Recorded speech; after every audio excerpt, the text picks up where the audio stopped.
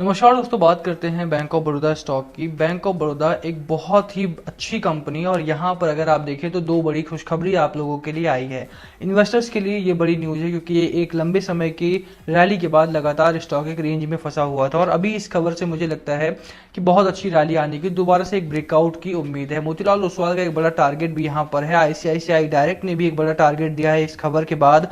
तो मुझे लगता है कि ये खबर तो कम से कम इन्वेस्टर्स को काफी पसंद आने वाली है। अगर आपने इसमें निवेश किया हुआ है तो भी, और अगर आप इसमें निवेश करने के बारे में सोच रहे हैं तो भी ये वीडियो आपके लिए बहुत ही इंपॉर्टेंट होने वाला है। कंपनी ने एक बड़ा डिविडेंड भी अनाउंस किया है, ये भी बहुत अच्छी बात है कि टारगेट तो बढ़ाया है ये ब्रोकरेज हाउसेस ने, साथ में इस कंपनी का जो डिविडेंड है वो भी बहुत गजब का है। अगर आप डिविडेंड सुनेंगे तो मुझे लगता है कि डिविडेंड से ही बहुत अच्छा पैसा आप इस स्टॉक में बना सकते हैं। चलिए शुरू करते हैं इस वीडियो को, बट उससे पहले अगर आप चैनल पे नए हो तो प्लीज चैनल को सब्सक्राइब कर दो and hit that bell icon ताकि आपको नोटिफिकेशन मिल सके। चलिए स्टार्ट करते हैं। थोड़ा सा चार्ट की ओर नजर डालें तो देखिए चार्ट काफी ठीक ठाक है। इस समय पर भी एक अच्छी खासी रैली आई पीएसबी में, यानी पब्लिक सेक्टर बैंक में। इस तरह की रैलीज मुश्किल रहती हैं। अगर आप छोटे बैंक्स को देखेंगे, कुछ एक बैंक को छोड़ दिया जाए जैसे बीओबी हो गया आपका या केनरा बैंक हो गया आपका, तो most of the stocks under 100 he trade कर रहे हैं, चाहे वो पीएनबी हो, चाहे वो बीओआई हो, चाहे वो बीओएम हो। बहुत सारे स्टॉक्स इस तरह के हैं जो अंडर 100 ही ट्रेड कर रहे हैं। बट ये कुछ स्टॉक्स में से है जो पीएसबी यानी पब्लिक सेक्टर बैंक होने के बावजूद भी 100 का मार्क पार कर गया और अभी अगर आप देखें 150 के ऊपर ट्रेड कर रहा है। साथ में इसका जो टारगेट है वो 250 प्लस भी है। मैं आपको टारगेट भी दिखाऊंगा, अलग अलग ब्रोकरेज हाउस का क्या क्या टारगेट है और किस तरह से आपको उसको अप्रोच करना है, कितना इन्वेस्टमेंट करना है, कौन से लेवल पे नजर रखनी है, वो सारी चीजें मैं आपको बताऊंगा। बट अभी के लिए अगर आप देखें तो ये पहला पीएसबी, दूसरा पीएसबी, दो तीन पीएसबी ही है हमारे सामने जो इस तरह के ट्रेडिंग में फंसे हुए हैं। ठीक है कि आपका 200 प्लस भी जा सकते हैं। एक कैपेबिलिटी है इन लोगों की, इस कंपनी के पास या इस बैंक के पास अगर आप देखें तो वो मैन पावर है, वो असेट क्वालिटी है कि आपको अच्छा खासा पैसा इसमें बनता हुआ दिखेगा। तो बिल्कुल अगर आप खरीदारी करने के विचार कर रहे हैं और पब्लिक सेक्टर बैंक ढूंढ रहे हो तो मुझे लगता है कि बैंक ऑफ बड़ौदा से अच्छा स्टॉक आपके सामने नहीं हो सकता है। थोड़े से फंडामेंटल भी मैं आपको दिखा देता हूं और साथ ही हम बात कर लेंगे इसके डिविडेंड की भी। आप देखिए कि यहाँ पर डिविडेंड की भी चर्चा होगी। आप देखिए कि अभी मॉर्निंग है और 186 का स्टॉक आपका ऑलरेडी हो चुका है और 2.5 मिलियन शेयर्स ऑलरेडी ट्रेड है। हाई वॉल्यूम का स्टॉक रहता है ये, अक्सर हाई वॉल्यूम आता है तो आपको पता ही है कि डिलीवरी हाई होती है और उसके साथ ही स्टॉक में ग्रोथ पैटर्न आपका बढ़ जाता है। यहाँ पर अगर आप देखें तो ओवरऑल ड्यूरेबिलिटी स्कोर बहुत अच्छा है। ठीक है, मेरे कहने का मतलब है कि अगर आप फाइनेंशियल स्ट्रेंथ बहुत गजब की है, वैल्यूएशन इसकी बहुत गजब की, अफोर्डेबल वैल्यूएशन में है, यानी कि जैसे ही स्टॉक आपका बढ़ना स्टार्ट होगा वैसे ही स्टॉक में आपको तेजी देखने को मिलेगी। आप फ्रांसिस में नजर डालें अगर इसके तो 32,000 करोड़ का रेवेन्यू इस क्वार्टर में इस कंपनी ने अनाउंस किया था। मई क्वार्टर के नंबर आने भी बाकी हैं, बट मुझे लगता है कि मई क्वार्टर के नंबर आते ही मुझे लगता है यहाँ से स्टॉक आपका निकलता हुआ दिखाई देगा। बहुत अच्छा ब्रेकआउट पैटर्न यहाँ पर बनेगा। अभी यहाँ अपडेट नहीं हुआ बट यस, और डिविडेंड आपका आ चुका है। ओवरऑल अगर आप मार्जिन की बात करें 34 से 39% का मार्जिन एवरेज रहता है इस कंपनी का। बैंकिंग में मार्जिन का मतलब ये है कि आप पर 100 रुपये जो ये लेंड करते हैं उस पर कितना पैसा इन लोगों का बनता है और इस कंपनी का 34 रुपये प्रॉफिट बन रहा है।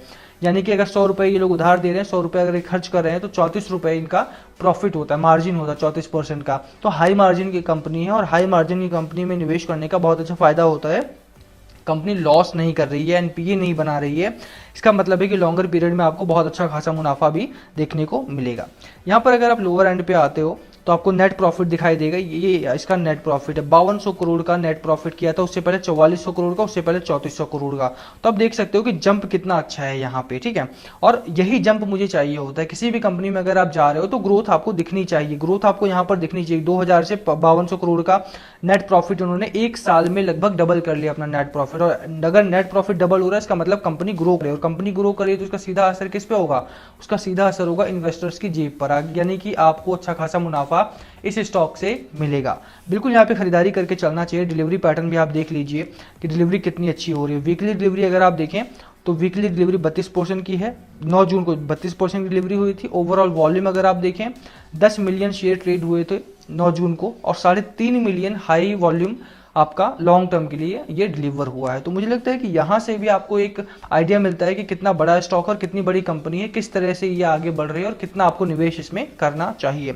एफआईआई एफपीआई ने एक भारी शेयर होल्डिंग इस कंपनी की ले रखी है और यही नहीं, उन्होंने मार्च क्वार्टर में शेयर होल्डिंग को बढ़ाया भी है, तो वो एक पॉजिटिव पॉइंट और बन जाता है। 9.97 का उनका शेयर होल्डिंग था, 10.93 उनका शेयर होल्डिंग बढ़ा था। 1% अगर शेयर होल्डिंग बढ़ता है किसी कंपनी में वो बहुत बड़ा पैसा होता है किसी भी एफआईआई की तरफ से। अगर किसी भी कंपनी को देखेंगे आप तो हाई एक्सपोजर टू फॉरेन वो एक बड़ा स्टेबिलिटी फैक्टर बन जाता है। अगर एफआईआई का बड़ा एक्सपोजर है इस कंपनी में, इसका सीधा मतलब है कि लंबे समय के लिए अगर आप इस स्टॉक में बने रहते हैं तो समय के साथ आपको अच्छा खासा मुनाफा इस स्टॉक में देखने को मिलेगा। बात कर लेते हैं डिविडेंड की। देखिए डिविडेंड कितना है इस स्टॉक का, 275% का, 275% का आपको डिविडेंड यहाँ पर मिल रहा है। जी हाँ, बहुत बड़ा डिविडेंड, बहुत अच्छा डिविडेंड। मुझे लगता है कि ये आपको डिविडेंड लेना चाहिए। 275% का डिविडेंड आप देख सकते हैं यहाँ पे आपको मिल रही है कंपनी। 30 जून को ये डिविडेंड आपको मिल जाएगा। तो अगर आप सिर्फ डिविडेंड के लिए भी बाय करना चाहते हैं तो 29 जून को भी अगर आप खरीदारी कर लेते हैं तो आपको ये डिविडेंड मिल जाएगा। बिल्कुल यहाँ पे 275% का डिविडेंड, हाई डिविडेंड आपको यहाँ पर मिल रहा है विद हाई टारगेट। टारगेट कौन कौन से हैं भैया,